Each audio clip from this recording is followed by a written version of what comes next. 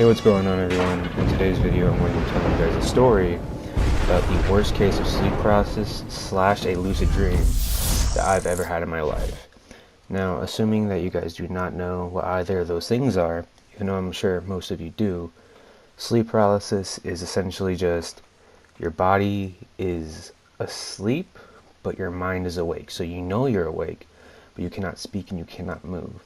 And for people who haven't experienced it a lot or have only been through it a couple times, it's very scary. And then a lucid dream is just you are aware that you're dreaming. Sometimes you can kind of control what's happening in the dream, but not really. It's just you know that you're dreaming. Alright, so our story begins with me just laying in bed, attempting to get just a little bit of sleep before school the next day, which is something I already struggle with sometimes, but this night I knew it was going to be a little bit harder because as I was starting to just drift off into my sleep, I began to hear noises. Now that is very common for me when I'm about to go through sleep paralysis, but this time it was different because normally what I hear is just like a little scratching noise. And when I hear that scratching noise, it calms me, and I don't know why it calms me, but it does. However, if I can hear a noise and I can identify what I'm hearing, like I can visualize it, I begin to panic. I don't know why this is, it's just how I've always been. And this night, and I know it's going to sound really silly when you guys hear it, but I started to hear what sounded like rain falling, somewhere like in like a rainforest. And I could hear like frogs making like their croaking noises, or I could hear birds or crickets, stuff like that. I could hear all these animals. And as soon as I heard that, I was panicking, I was freaking out, because I knew it was not going to be good. And then, within seconds, I was asleep. Now, here is where the tennis match of the worst night of sleep you could possibly imagine starts, inside of a lucid dream. And again, I knew I was dreaming. I knew it 100%. But it was still weird, because I was getting up, getting ready for the day like I normally would, and just walking to my car. How could that possibly be scary, you know? How could that possibly worry you? Well, because I didn't feel like I was controlling my body. I didn't feel like I was in control of what was happening. And also, I don't know why I was trying to get ready for the day when it was completely dark outside. It made no sense to me at the time. Next thing you know, I'm awake and I can't move. Well, the first part of the sleep paralysis side of our story started off pretty normal, like it would usually go for me during the case of it. Just laying there not being able to move. Trying to move a little bit, but then realizing I wasn't going to be able to, and trying to force it would only make it worse. So I laid there, and I waited. I kept waiting. I waited a little bit more, and just when I was done waiting, I kept waiting. And then I realized, okay, this is weird. This is not normal. Why am I not snapping out of this? And it started to panic me. And then next thing I know, I feel a presence near me. I feel like I'm being watched. Now, it was probably nothing, and I would love to convince myself it was nothing, but I struggled to do that. Right when I started to feel this presence, maybe it was that fight or flight instinct, Maybe my body got so scared that the only thing it could do was to think to run away, and it sent me back to sleep. And I'm like, oh, thank goodness, right? Except it sent me back into that same lucid dream, except this time I was already in my car, and I was just driving my route to school, Again, normal day, except it's completely dark outside. And as I'm driving, I look to my left, and I notice this house that, it's just an ordinary house that I live near, like whatever, there's no big deal about it. I've never been to this house, there's never been a story about this house. It's just a normal house. But not in this dream, it wasn't. I look over there, and there's just cop cars surrounding it. And I'm like, what the heck's going on, And why are there so many cop cars outside this house? What could be possibly going wrong? And then I swear I feel a little bit of like a little tapping, a little touch on my shoulder, and I freaked out. I got so scared that it woke me back up. But again, I didn't just wake up. I woke up not being able to move still.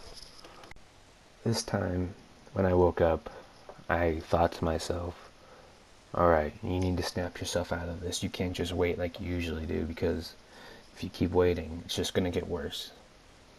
And needless to say, what I believed came true.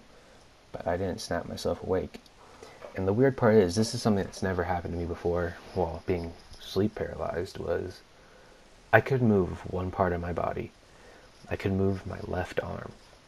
And it's still even weird to this day, because I'm like, there's no way I should have been able to move. I should have been stuck there. But I could move my left arm. However, even doing that wasn't normal, because it was only moving in slow motion. And I would start to just try to hit myself, try to pound on my chest, try to smack myself awake, because I didn't want to be asleep anymore. I wanted to be completely awake. I was done with it. I was done being so scared of what was happening. But I couldn't, because it felt like it was just moving at like freaking a foot an hour. It was moving so slow. And the presence was still there. And then I fell back asleep one more time. The final parts of both the lucid dreaming and the sleep paralysis are equally the worst parts of both sides. Because in this last part of the lucid dream, I was on my way back to my house, but I wasn't driving this time. No. This time I was in the back seat of my car with my head staring out the window, looking at the stars. And I had a little bit of my eye could see the person driving, but it was just this dark shadow. I couldn't identify it. I couldn't even tell you if it was a guy or a girl, or I couldn't. It was impossible. And if I had this feeling of dread and regret in my sleep, and I felt like I just had committed just the worst act anyone could commit, and I didn't know what I did, but I felt like I really did something wrong. And then, I wake up one more time into sleep paralysis. As I said, this is the last part of the sleep paralysis side of the story. And this time when I woke up, I had transitioned from laying on my back to laying on my left side. Which is weird, because I never sleep on my left side. I'm always either sleeping on my right, or on my back, or on my stomach. That's it. Well, let me tell you, this definitely was scary to me. Because now my arm was just like at an upright angle, like at a 90-degree angle, and it was just kind of swaying in a circle on its own. I wasn't even trying to move it.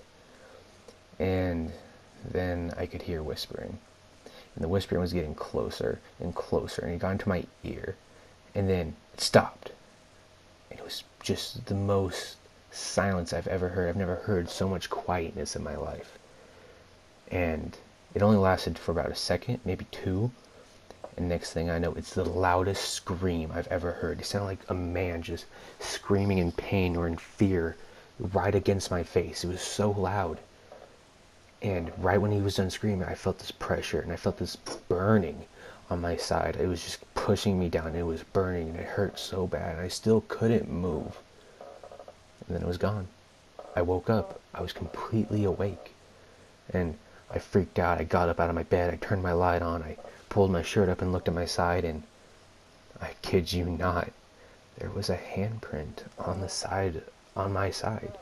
And it slowly faded away, but I don't know, maybe I was hallucinating. Maybe I still wasn't fully awake, but I swear that I saw that handprint. And I will believe it till the day I die. The rest of our story here all takes place me being completely awake, but yet me not having memory of part of it. Essentially what happened was, I got up out of bed. I walked into my living room, and I sat there for a couple minutes, just trying to calm myself down, because at this point my heart was just racing at 1,000 miles a minute. And my dad had just left for work because I looked at the clock and it was about 3 something. And this was back when my mom still lived with my dad and I.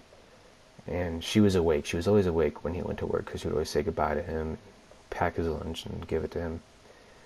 And I knew she was awake because I could hear her like playing on her phone in her room. And what happened was I was walking and I stopped in front of her door and I thought about saying something to her, but I didn't. But I thought about it. I walked back into my room for a little bit, sat there on my bed. I'm like, I cannot go to school tomorrow. Like, I did not get enough sleep, and I'm just so messed up after what just happened. I cannot fall asleep. And after, I don't know, maybe an hour, maybe an hour and a half, I did.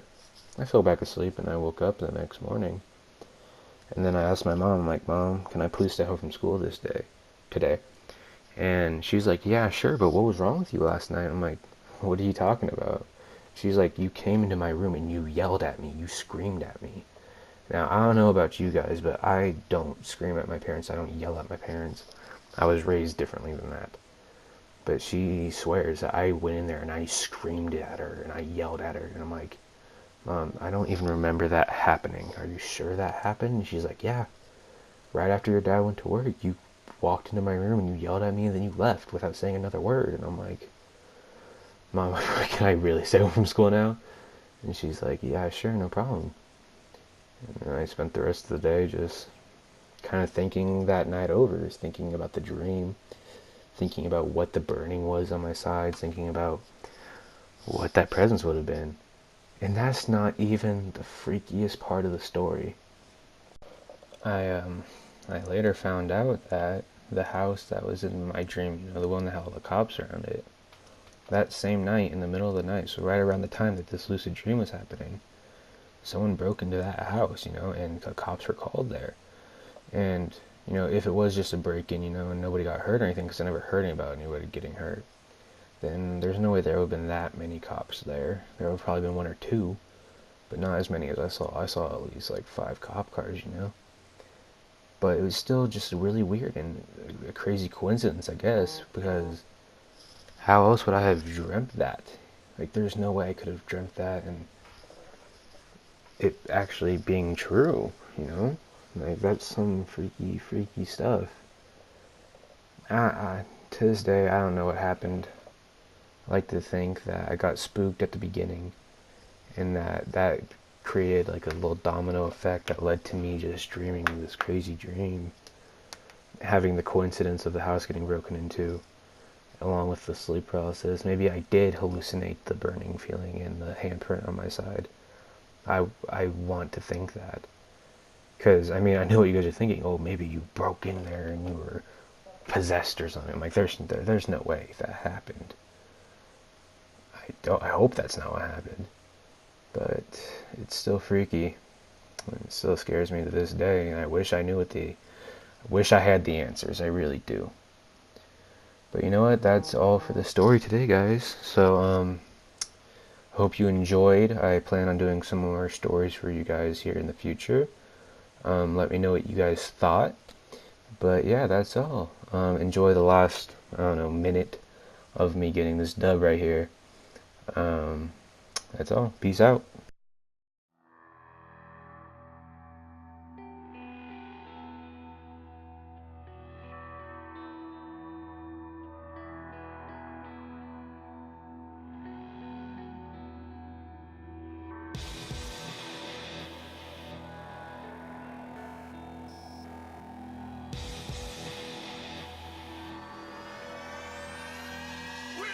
Control.